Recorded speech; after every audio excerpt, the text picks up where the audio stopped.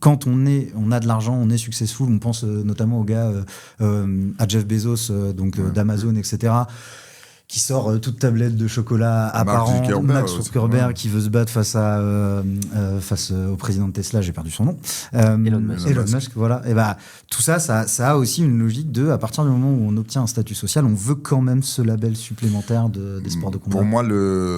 Pour moi, le statut de combattant de toutes les époques, ça a été le fantasme ultime chez les mecs. Ouais.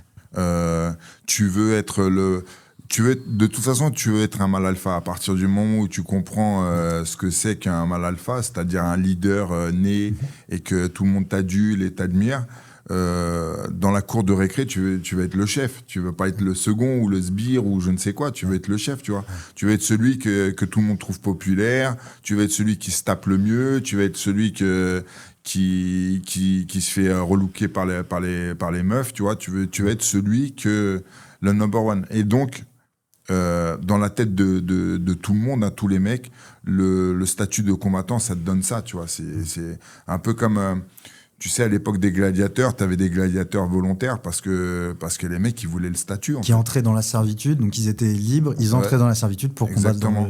Parce que ça te donnait accès à un statut que tu pouvais pas avoir en étant, je sais pas moi, vendeur de vin ou je ne sais quoi, tu vois.